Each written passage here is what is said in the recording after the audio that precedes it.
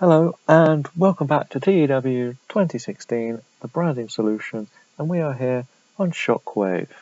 And in this show we have the final two cruiserweight semi-finals and quarterfinals even, and we have the Brock Lesnar interview. But as always, we start with the pre-show, with the matches, with the guys not quite on the card, or not quite with good enough storylines to move forward. And that is Murphy and Blake beating Carino and Finlay, which has become a bit of a guarantee every week on my shows. We then move on to R-Truth defeating Cody Hall. I'm seeing if R-Truth has any work left, because Cody Hall is going to be a star.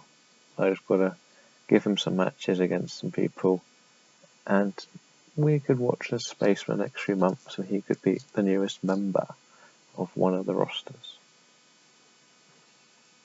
Next up we have Andre Cool defeating Shane Strickland. I needed Andre Cool to get a win. He's not really had much going for him, and this is a good way to start that. And Mark Henry defeats No Way Jose. It's always good to keep someone like Mark Henry around. He's good to teach some of the younger talent. So let's see if it's going to pay off. In a bit of a squishy sort of match, I have Braun Strowman defeat Flex Freeman. I'm keeping Strowman off matches on the main card at the moment, as he is playing a bodyguard character, but I need him to have a few televised matches. No, pre-show matches even. Anyway, Fenix defeats Alexander Wolf. Solid enough. I think Fenix could be a future star for my show. Alexander Wolf, again, is somebody who could one day be debuting sooner rather than later.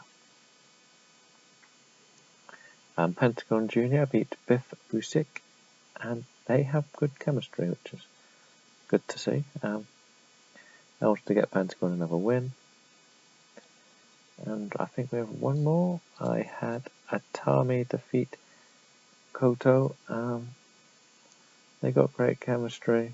It was worth a pre-show match. So I head into the main show.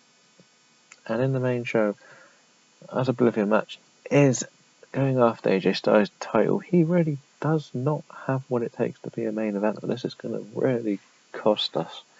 But I can't pull out with this now. I've got to go through with it. I needed a weaker potential opponent for AJ, just for the bigger picture. And AJ, Oblivion Max calls out Shane, wanted some extra rules. So when he faces AJ, the rest of the club won't be getting involved, because the club keep attacking him. He wants AJ one-on-one. So Shane agrees, sets up a 3-on-3. So Max has to find two partners to take on Omega and the club. If Max wins, he gets to pick the match. It should be quite a good start in second, but I don't know why this did so badly. Like, everything's a plus. The experience, commentating team's the only thing bad. So, oh well. We have our cruiserweight matches. Oh yeah, they're both classed as openers, which doesn't help. But Zack Sabre Jr. defeats Rich Swann. Should have had them as lower mid cards. My bad. Luckily I follow it up quite well. I've decided I'm going to be using some of the younger announcers. They're not going to be properly getting rated in these ratings, and they're all going to have one each. And I got someone who was called Joe Hall, but I called him Sam Bradley, giving him a bit of a comic picture because he isn't a real person as far as I know. And he has Paul Heyman as his first guest, talking about Brock Lesnar and how Brock Lesnar is furious after the defeat to Cena, and he wants to make sure Cena doesn't make it past Hell in a Cell. So he will be coming to Shockwave next week for the exclusive contract signing. It's a good rating, 86. It keeps Brock Lesnar and John Cena's storyline going. So that one will be on next week. It's been penciled in. It will be reworded. And in the final cruiserweight match, we have Tyson Kidd defeat Warren Kavanagh.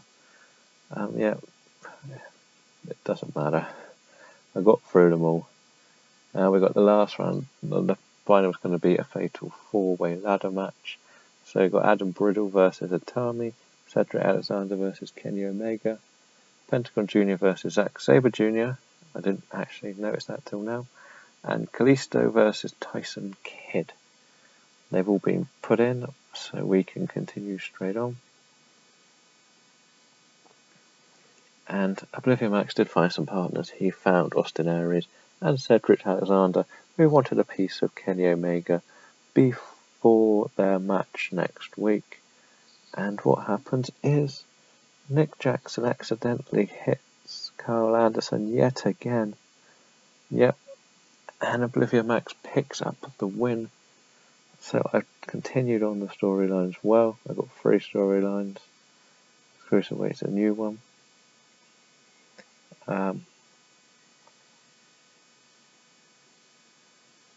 Okay, I had to give Omega a gimmick because he was classed as an enhancement talent on this game, sadly. So he's finally got a gimmick. Yeah, 56 is a solid enough rating. I'm happy enough with that.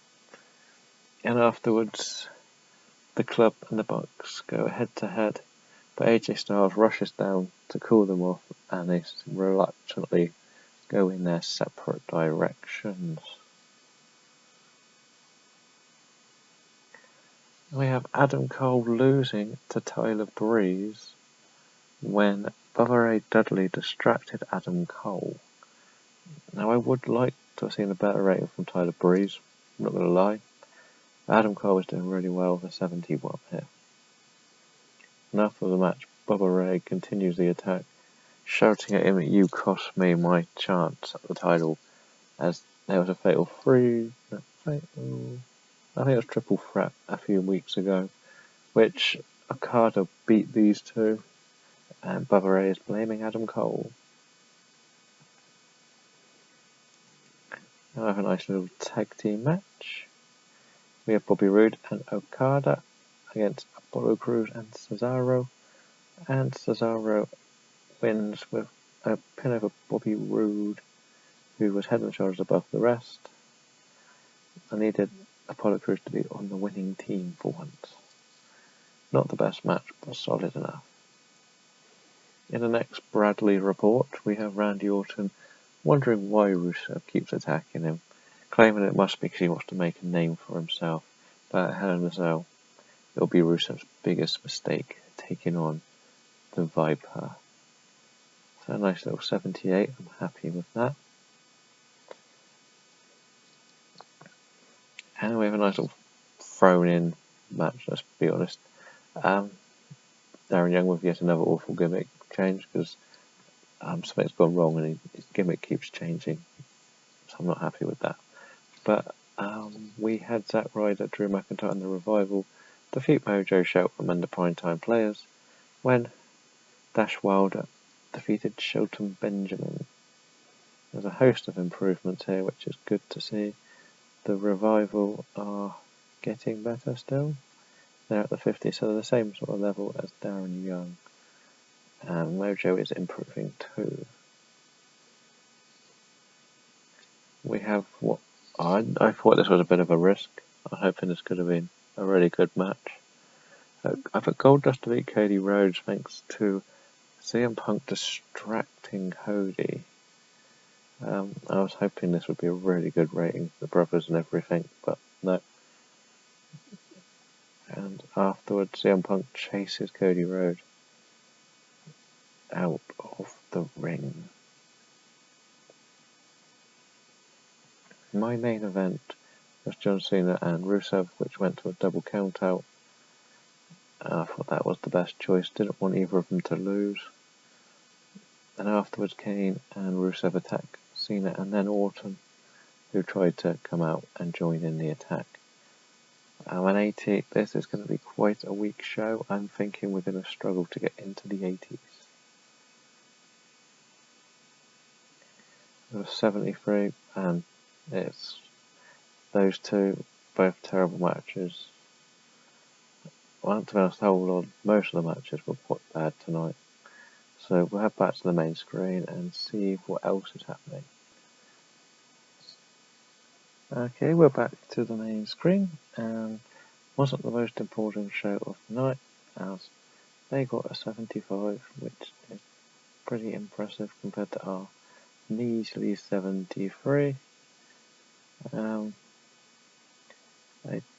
Let's just check these. Scott Stanfield wants to come back. He is not coming back yet. And we will check the storylines for Shockwave. Very quickly, The Beast Unleashed, Cruiserweights. That's a brand new storyline. I cut the others and I've just put the main people left. The European title's okay. As that. This will always be slightly weaker. This got ruined thanks to Goldust, which was too much of a risk. This is still going reasonably well. The tag titles is not. This is really going to be a bad one. And this is okay for what it is.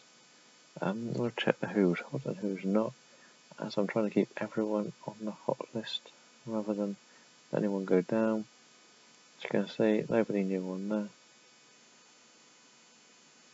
And Epico's on there, which is surprising because they've only just started losing matches, so I might need to get him back off that. Otherwise, nothing much has really changed. So we'll head back, and our next pay-per-view is coming up. You can see the card: American Alpha versus #DIY, and the Fatal 4-Way: Daniel Bryan, Samoa Joe, Bray Wyatt, Finn Balor versus Harper and Rowan. The Championship Elimination Chamber, Champion Kofi against Ziggler, Angle, Miz, Ambrose and Del Rio. This is for the television title. The final match there, we're going to have Sami Zayn champion versus Kevin Owens. This is for a shot at the Intercontinental. New Day 3 want revenge over the Shining Stars, who took their titles, and the New Day haven't been the same. Undertaker versus Triple H, and Seth Rollins versus Roman Reigns.